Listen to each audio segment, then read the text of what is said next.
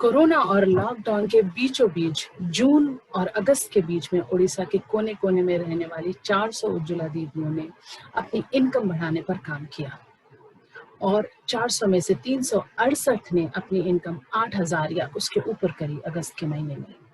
बाकी 32 ने भी अपनी इनकम 6,000 से ऊपर करी। कालाहांडी का नाम आपने शायद सुना होगा। वहां की तिलोत्तमा पटेल ने अगस्त के महीने में 9,500 रुपए की आमदनी करी।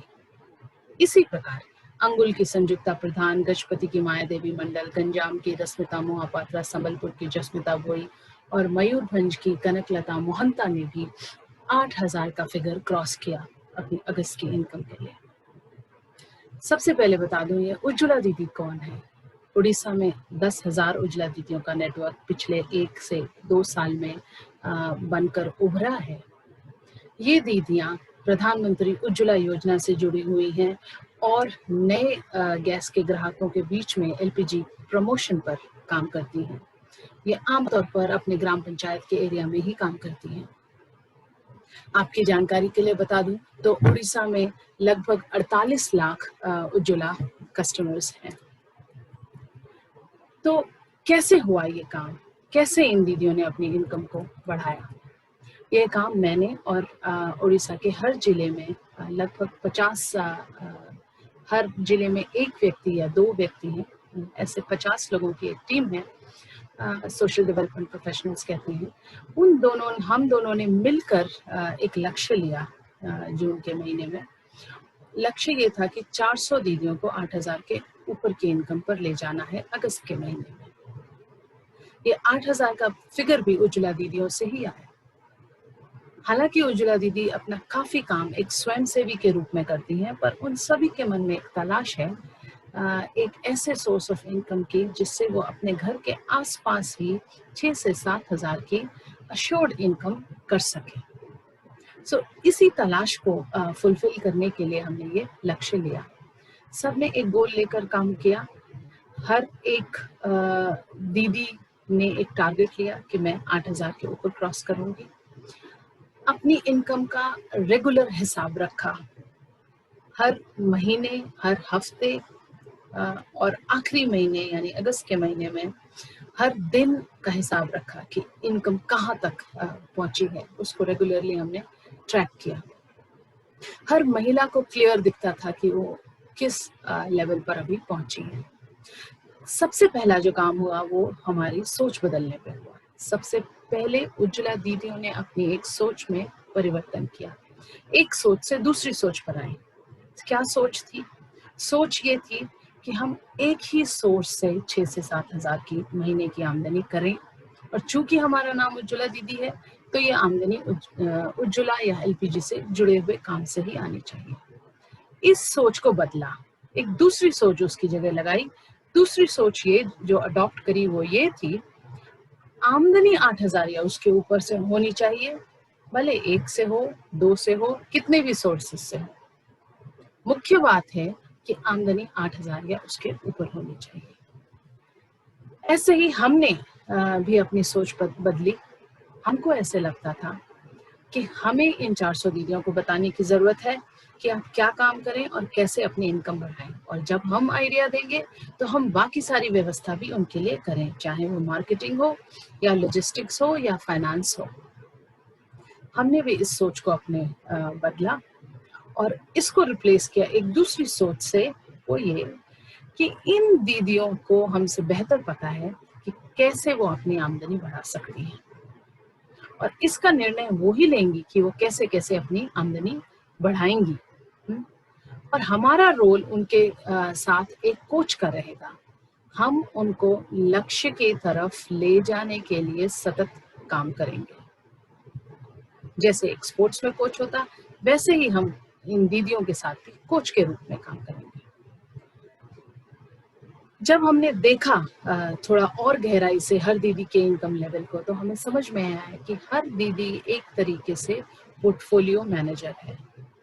3-4 सोर्सेस से आमदनी कर रही है, और 30 के 30 जिलों में 9, 10, 12 दीदियों ने एक ही फॉर्मूला लगाया। 3 या 4 सोर्सेस और उसको जोड़कर ये आमदनी उन्होंने पैदा करी है। क्या सोर्सेस है? सबसे पहला सोर्स है एलपीजी। एलपीजी के रिफिल, एलपीजी के प्रोडक्ट्स को बेचकर एलपीजी के रिफिल से डिस्ट्रीब्यूटर इनको कमीशन देते हैं, आमतौर पे 20 रुपए का। ऐसे कस्टमर्स जो रेगुलरली सिलेंडर नहीं रिफिल कर रहे हैं, उनको जब ये दीदी परसुएट करती हैं तो डिस्ट्रीब्यूटर्स उनको 20 रुपए का कमीशन देते हैं। एलपीजी प्रोडक्ट्स पर कमीशन देते हैं। कोई ग्रीवांस है उसको ये सॉल्व करती हैं, उस पर एक कमीशन देते हैं। तो एलपीजी एक पोर्टफोलियो का बड़ा हिस्सा है और 424 दीदियों ने मिलकर 7,80,000 रुपया कमाया है एलपीजी से। वैसे ही कॉमन सर्विस सेंटर या जन सुविधा केंद्र भी एक सोर्स है, जिससे लगभग 121 दीदियों ने 1,80,000 रुपया कमाया है। एवरेज इनकम एलपीजी से एक दीदी की 1,800 रुपया है। एवरेज इनकम सीएससी से एक दीदी की 1,500 रुपया है। 107 दीदियां एलपीजी और सीएससी दोनों कर रही हैं। इसके अलावा 80 दीदियां दुकान चला रही हैं। 121 दीदियां डेयरी या बकरी या सब्जी या इस तरीके के कामों से जुड़ी हुई हैं। 100 के ऊपर दीदियां टेलरिंग से ऑन एन एवरेज 2,400 रुपया कमा रही हैं। तो हर दीदी के पास हम देखते हैं एक पोर्टफोलियो है, उस पोर्टफोलियो से जोड़ जोड़कर उनकी ये इनकम बनी है। और एक फायदा और दीदियों को इस पोर्टफोलियो होने से हुआ है, वो ये है कि लॉकडाउन में ये सबसे बड़ा सवाल सबके सामने आया कि हम क्या कर सकते हैं। लॉकडाउन में तो बहुत कुछ नहीं हो रहा है। इन्होंने अपनी नजर उस पर डाली कि लॉकडाउन में भी क्या क्या हो रहा है। लॉकडाउन में एलपीजी चल रहा था, खाने से जुड़े हुए सारे चीजें चल रही थी, चाहे सब्जी खरीदना, सब्जी बेचना, सब्जी उगाना, cleaning agent, sanitiser, toilet cleaner, phenyl, ये काम चल रहे थे। सैनिटरी नैपकिन, सिलाई, चाहे मास्क की हो, बैग की हो, पेटीकोट की हो, ड्रेसेस की हो, वो भी चल रही थी। मशरूम, वो भी चल रहा था। खेती के लिए कुछ ऑर्गेनिक इंसेक्टिसाइड, पेस्टिसाइड बनाने का काम भी कुछ दीदियां कर रही हैं, वो भी चल रहा था।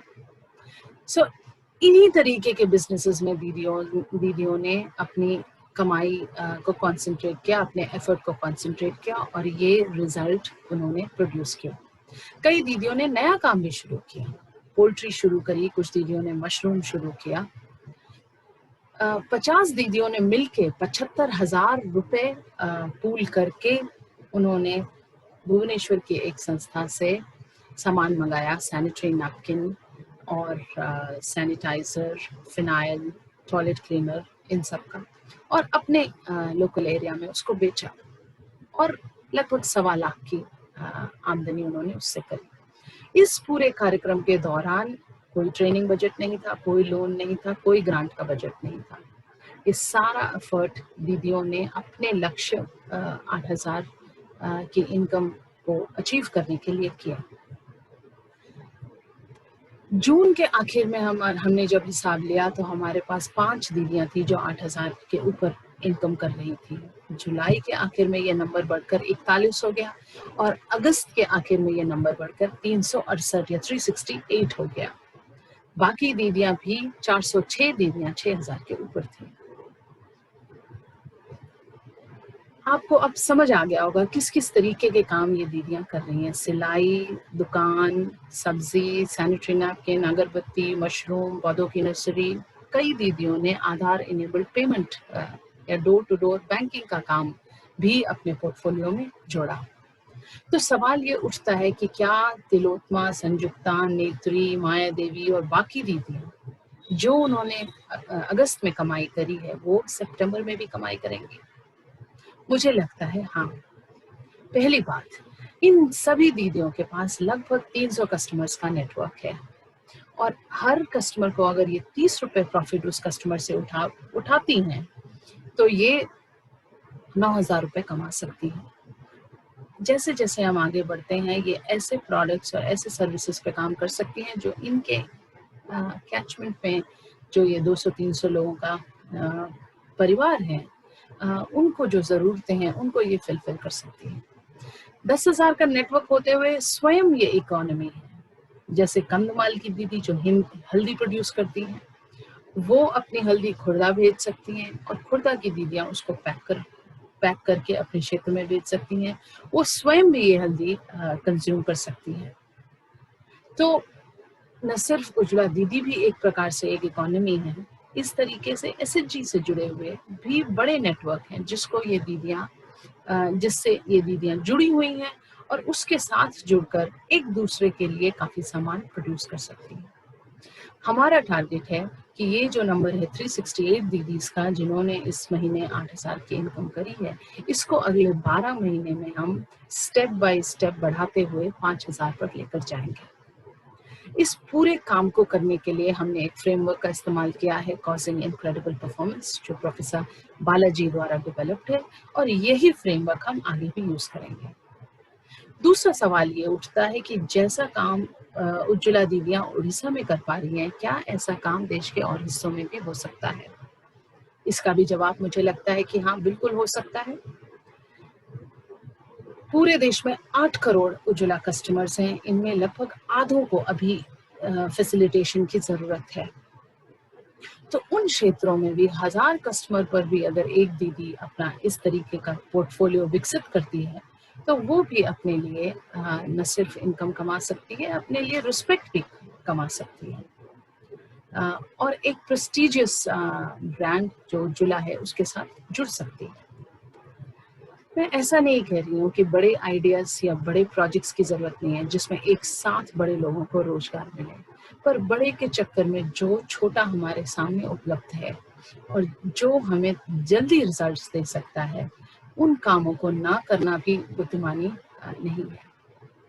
अपने आसपास के आइडियाज़ को, अपने आसपास के इनिशिएटिव्स को यूज़ करके इन दीदियों ने अपने इनकम लेवल को बढ़ाया है। हाँ, बहुत से दीदियों को पहली बार एहसास हुआ कि वो 6,000, 8,000, 10,000 अपने परिवार की को चलाने में कंट्रीब्यूट कर रही हैं। छोटे-छोटे अमाउंट्स में ये इनकम अर्न होती है, कई-कई सोर्सेज़ से कमाई जाती है। तो कभी-कभी रजिस्टर ही नहीं होता दिमाग में कि हमने महीने भर में कितना कमाया। इस कोरोना महामारी के बीचों-बीच इन दीदियों ने हमारे मन में आशा और ऊर्जा भर दी है और इसके लिए मैं न सिर्फ इन उज्ज्वला दीदियों को धन्यवाद देना चाहती हूँ, मैं इनसे जुड़े हुए एलपीजी डिस्ट्रीब्यूटर्स, इनसे जुड़े हुए सीएससीज़ और पर्टिकुलरली जो 3 ऑयल मार्केटिंग कंपनियां हैं जिन्होंने ये प्लेटफॉर्म खड़ा किया, जिन्होंने उज्ज्वला दीदियों को ट्रेन किया एलपीजी के काम में, उनको भी मैं बहुत-बहुत धन्यवाद देना चाहती हूँ। और सबसे बड़ा धन्यवाद मैं देना चाहती हूँ पेट्रोलियम मंत्री श्री धर्मेंद्र प्रधान जी को, जो स्वयं उड़ीसा से हैं, जिन्होंने उज्ज्वला दीदी के कॉन्सेप्ट को धरती पर लाया और उज्ज्वला दीदियों के लिए ये अपने लिए न सिर्फ आमदनी, परिचय और रिस्पेक्ट कमाने का एक अवसर खड़ा किया। अगर आप इस बातचीत को आगे बढ़ाना चाहते हैं, तो आप ज़रूर कमेंट्स में लिखिए and I will get back to you. Thank you. नमस्कार।